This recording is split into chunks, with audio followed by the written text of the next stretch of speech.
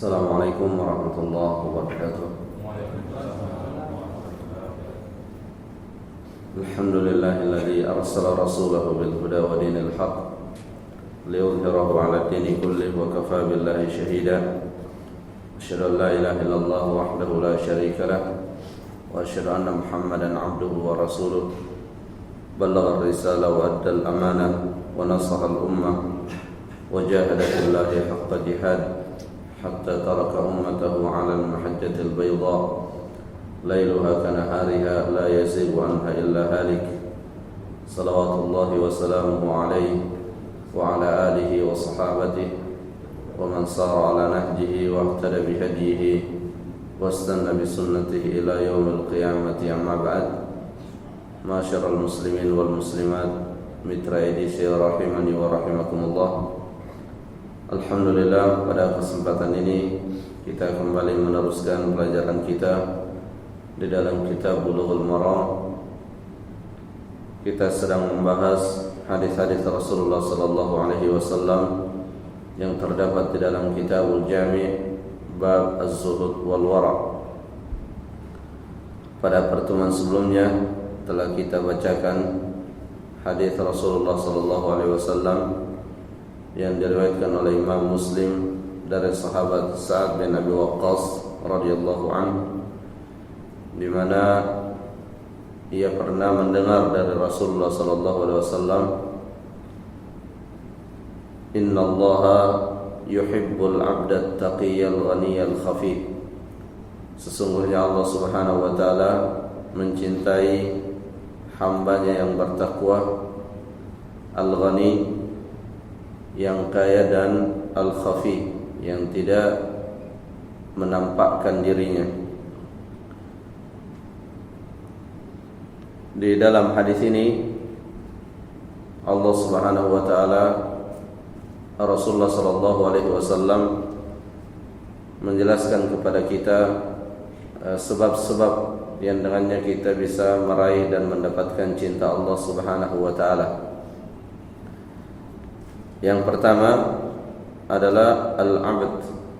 Kita telah menjelaskan bahwa hamba yang dimaksud di sini atau ubudiyah yang dimaksud di dalam hadis ini adalah al-ubudiyah asy-syar'iyyah, sebagaimana dijelaskan oleh Syekh Muhammad bin Shalih Al-Utsaimin. Karena sesungguhnya semua manusia tanpa melihat pada mukmin atau kafir, hakikatnya semuanya adalah hamba Allah Subhanahu wa taala. Akan tetapi hamba yang dimaksudkan di dalam hadis ini adalah orang-orang yang menjalankan perintah-perintah Allah Subhanahu wa taala, yang biasa dikenal dengan al-ubudiyah asy-syar'iyyah. Inilah yang dicintai oleh Allah Subhanahu wa taala, tidak seluruh hambanya. Semakin seseorang taat kepada Allah Subhanahu wa taala, maka semakin besar ubudiyahnya di sisi Allah Subhanahu wa taala. Kemudian sifat yang berikutnya yang menjadi sebab seseorang dicintai oleh Allah Subhanahu wa taala adalah at-taqi, yang bertakwa. Siapakah orang yang bertakwa? Ya, banyak sekali pengertian, definisi dan penjelasan dari ulama tentang apa itu takwa dan siapa orang yang bertakwa. Namun semuanya kembali pada satu kesimpulan, yaitu al-mumtathil li awamirillah al-mujtanib li nawahi. Orang yang bertakwa intinya adalah orang yang menjalankan perintah-perintah Allah Subhanahu wa taala dan menjauhi larangan-larangannya.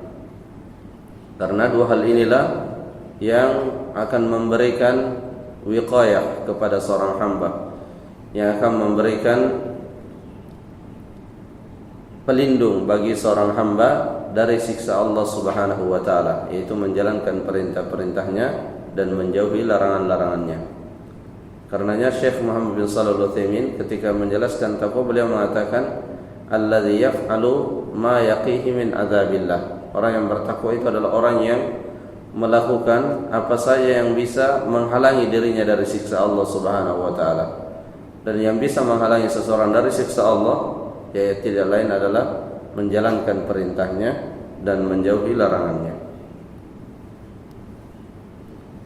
Kemudian al-ghani, yang kaya yang dimaksud di sini adalah ghinan nafs. Ya, kaya yang dimaksud di sini adalah kaya hati. Sebagaimana disebutkan di dalam hadis Rasulullah SAW yang diriwayatkan oleh Imam Al-Bukhari, laisal ghina an kathratil arad. Bukanlah kaya itu kaya karena banyak hartanya, walakinnal ghina ghinan nafs. Akan tetapi kaya yang sesungguhnya adalah kaya hati. Bagaimana wujud kaya hati? Ghaniyun an ghairillah. Dia merasa cukup dari yang selain Allah Subhanahu wa taala, atau dengan kata lain yang di dalam dirinya terdapat sifat qanaah. Itulah sesungguhnya orang yang kaya.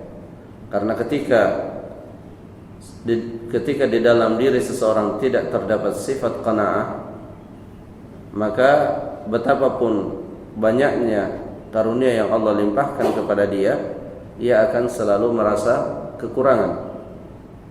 Dan ketika ia merasa kekurangan, meskipun secara nominal, secara angka mungkin banyak jumlah harta dan kekayaannya, namun hakikatnya dia adalah orang yang fakir, orang yang miskin, karena tidak pernah merasa cukup dengan apa yang diberikan oleh Allah Subhanahu wa taala. Makanya Rasulullah sallallahu alaihi wasallam di dalam salah satu hadisnya beliau menjelaskan, man asbaha aminan fi sirbi, siapa yang memasuki pagi harinya dalam keadaan aman, mu'afan fi jasadi, dalam keadaan sehat, indahu qutu yaumi, ada makanan yang akan dia makan pada hari itu, faka'annama hizat lahu dunya, maka seolah-olah dunia itu sudah ada di tangannya. Karena itu sudah cukup, ya, sudah mencukupi bagi seorang hamba. Dia disehatkan, dia mendapatkan rasa aman, ada yang dia makan untuk hari itu. Itu sudah sangat mencukupi jika kita benar-benar bisa merenungi nikmat-nikmat Allah yang sangat banyak, yang menjadikan kita selalu bersyukur dan membuat kita selalu merasa cukup dengan apa yang diberikan oleh Allah Subhanahu wa taala, dan kita selalu berbaik sangka kepada Allah Subhanahu wa taala. Kemudian al-khafi. Al-khafi adalah al-munqati'u ila ibadillahi ta'ala bis-sir, yang berusaha menyembunyikan, ya, menyembunyikan dan tidak menampakkan dirinya, tidak mencari yang namanya popularitas, ya, bahkan boleh jadi ia tidak dikenal orang, ya, madfu'un bil abwab, sebagaimana disebutkan di dalam hadis. Boleh jadi kalau dia meminta izin untuk memasuki suatu tempat, tidak akan diizinkan karena dia tidak dikenal, tidak diketahui bahwa dia adalah orang yang mempunyai kedudukan, padahal dia mampu, ya, dia mampu untuk menjadi orang yang sangat dikenal, tapi dia tidak melakukan itu. Namun bisa saja Allah yang membuat dia dikenal. Jadi terkadang seseorang dia bisa menempuh sebab-sebab dia menjadi dikenal oleh orang banyak, tapi dia tidak melakukannya. Namun pada akhirnya juga dia dikenal. Ya, Allah Subhanahu wa taala yang menyiapkan sebab-sebab bagi dia untuk kemudian dia dikenal oleh banyak orang.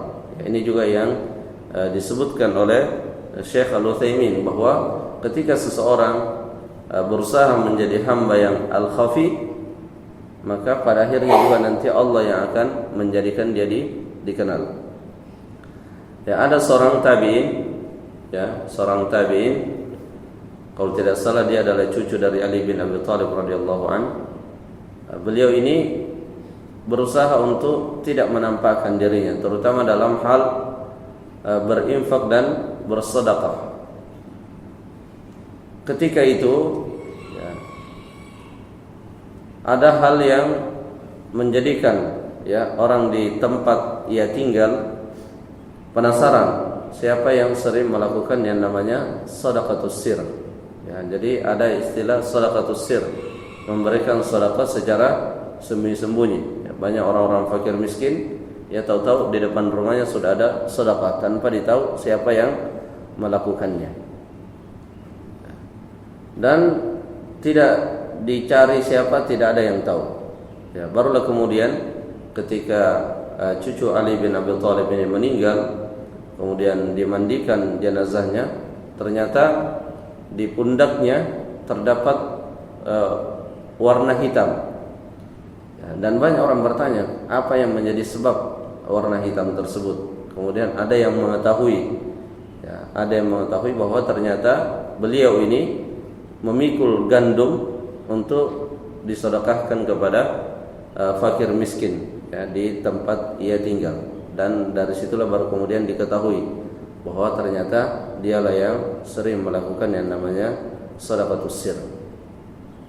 Jadi banyak upaya-upaya yang dilakukan oleh ulama-ulama terdahulu untuk menyembunyikan, ya, menyembunyikan kebaikan-kebaikannya, untuk menyembunyikan amalan-amalan salehnya, meskipun terkadang kalau dari sisi dunianya itu merugikan dia.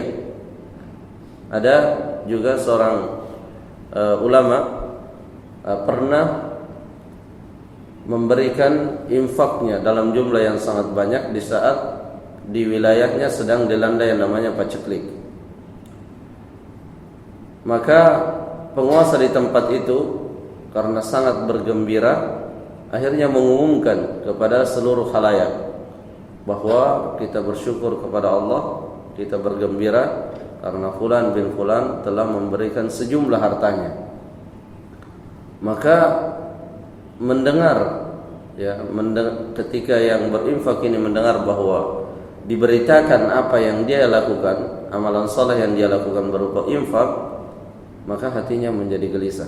Kemudian ia meminta kepada seluruh, ya, meminta kepada penguasa di tempat itu untuk mengumpulkan masyarakat, dan di depan khalayak dia mengumumkan bahwa saat ini juga saya nyatakan, saya tarik apa yang telah saya infakkan. Tentu saja keputusannya ini, ya, di mata masyarakat tidak baik, tidak populer. Namun di malam harinya ia kembali menghadap kepada penguasa bahwa infak itu tetap saya berikan, tapi jangan lagi diumumkan kepada segenap manusia pada waktu itu.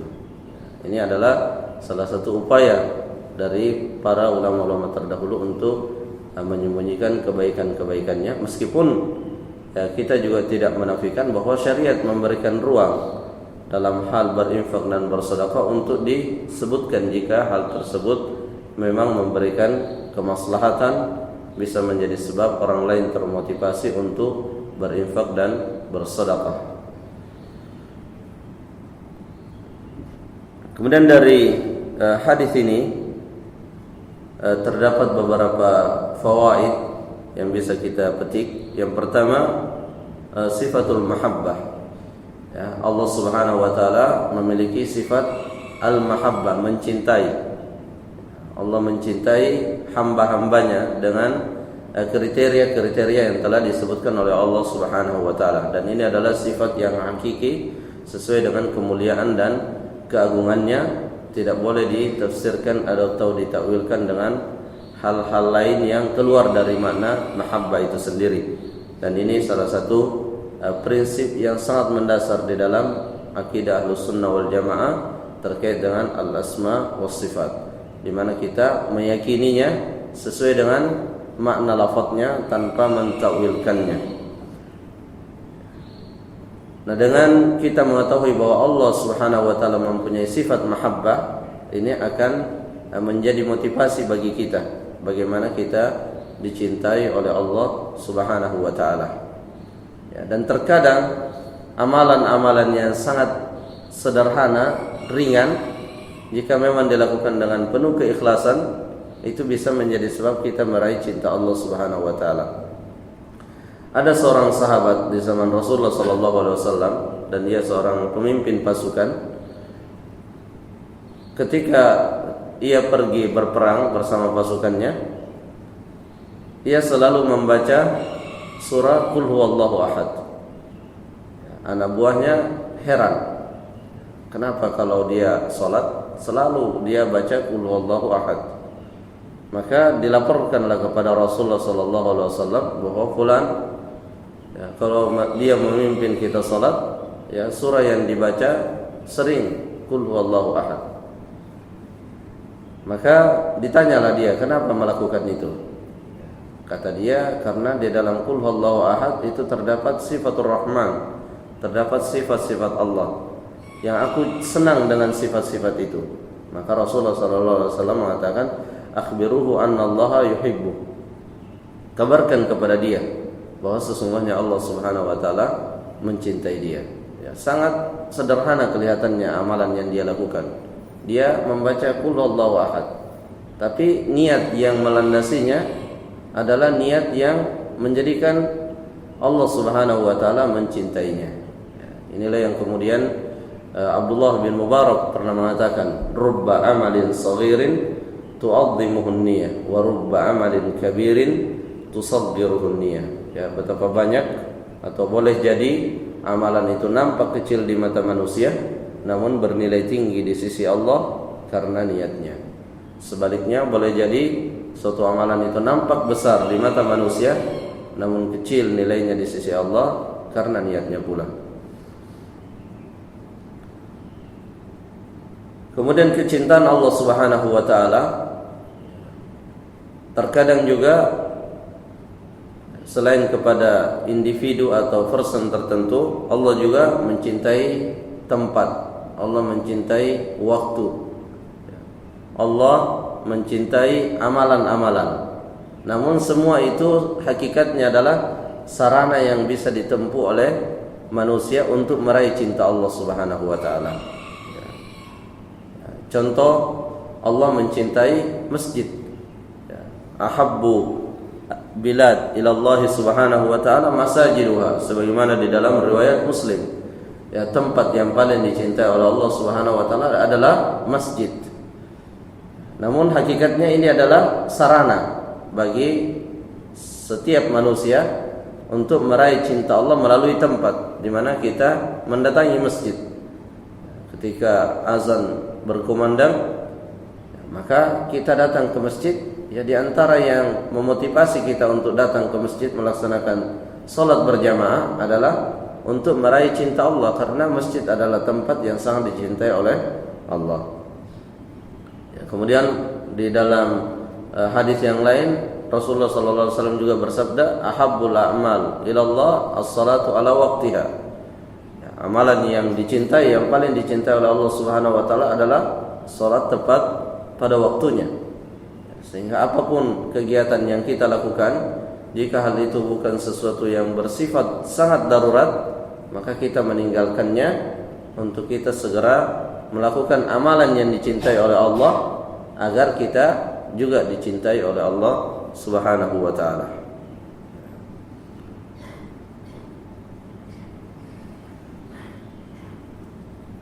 Kemudian yang faedah yang berikutnya, yang bagi lil insan an yastaghniya amma fi aidin nas. Ya, sudah sepantasnya lah bagi setiap manusia untuk menghindari semaksimal mungkin dari yang namanya meminta-minta terhadap apa yang ada di tangan manusia.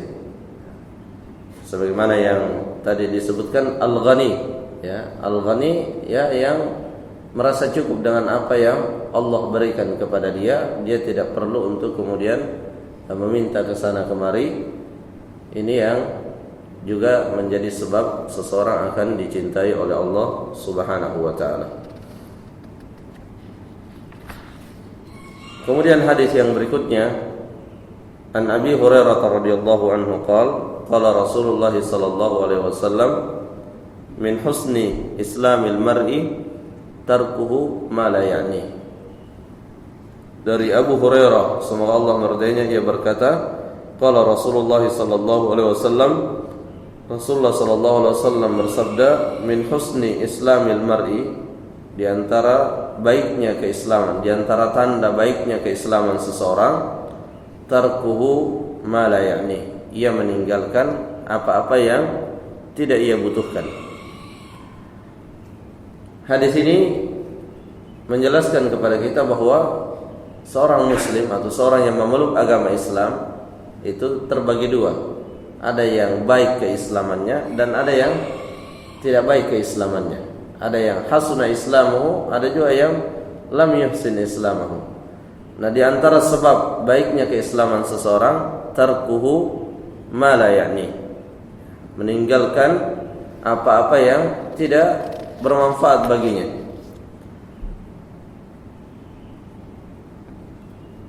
Abu Hamid Al-Ghazali rahimahullah menjelaskan kapan seseorang dikatakan meninggalkan yang tidak bermanfaat baginya.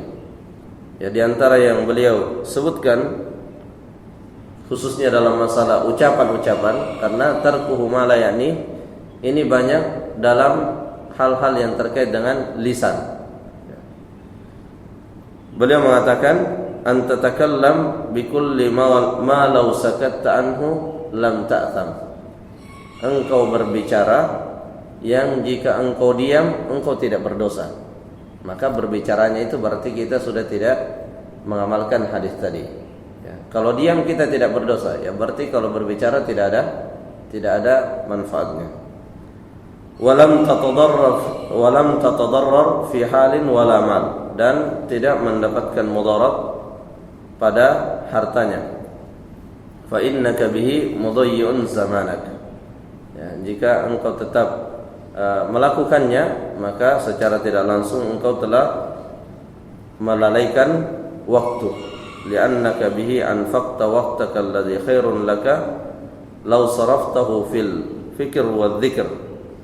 Karena sesungguhnya engkau telah menyalurkan waktumu, yang mana waktu itu adalah sesuatu yang sangat mahal bagi seorang hamba, disalurkan pada sesuatu yang tidak bermanfaat. Jadi dari ucapan beliau ini menunjukkan kepada kita bahwa termasuk di dalam tidak meninggalkan apa yang tidak kita butuhkan adalah menyia-nyiakan waktu, menyia-nyiakan waktu. Makanya yang sering juga disampaikan oleh Rasulullah dan juga dicontohkan oleh para ulama adalah bertanya pada hal-hal yang tidak bermanfaat bagi kita. Bertanya bagaimana model ibadahnya jin. Ini sesuatu yang tidak bermanfaat. Makanya sahabat tidak pernah menanyakan hal-hal yang seperti itu. Adapun bagi yang bermanfaat, maka kita menanyakannya. Sebagaimana di dalam hadis juga disebutkan ihris ala ma yanfa'uk. Bersungguh-sungguhlah untuk mendapatkan apa-apa yang bermanfaat. Tapi yang tidak bermanfaat kita tinggalkan. Syekh Muhammad bin Shalih Al-Utsaimin juga mencontohkan di antara tidak meninggalkan apa yang tidak bermanfaat ketika kita melihat seseorang sedang berbincang-bincang. Dari kejauhan kita lihat dia sedang berbincang-bincang atau berbisik-bisik. Kemudian kita datang bertanya, tadi apa yang dibicarakan?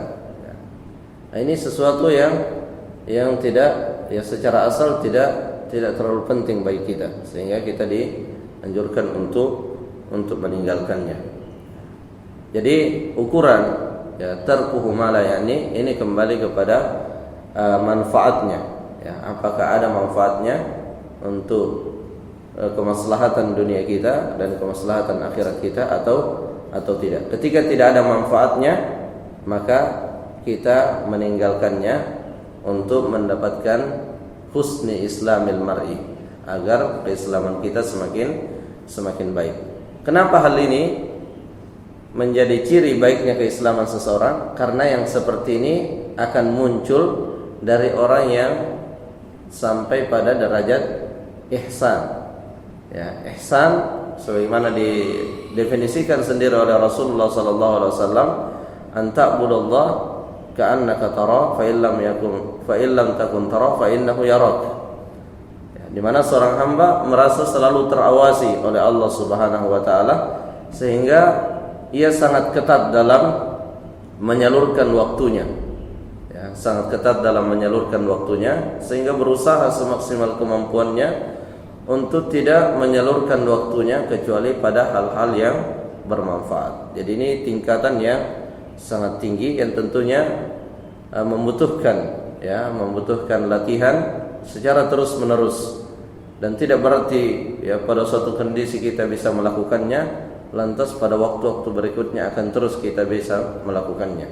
Namun ini merupakan sesuatu yang terus diupayakan. Mungkin hari ini kita bisa tarkuhu ma la ya'ni, namun besok kembali gagal.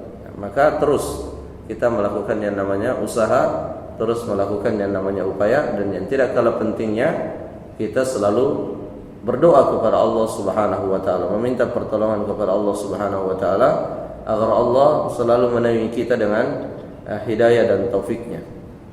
Karena ketika seorang hamba maksimal dalam berusaha, maksimal dalam berdoa, maka Allah akan membukakan jalan untuknya. Sebagaimana yang telah Allah sendiri janjikan, lanahdiyannahum subulana, walladzina jahadu fina lanahdiyannahum subulana. Orang-orang yang bersungguh-sungguh di jalanku, maka aku akan bukakan baginya petunjuk-petunjuk.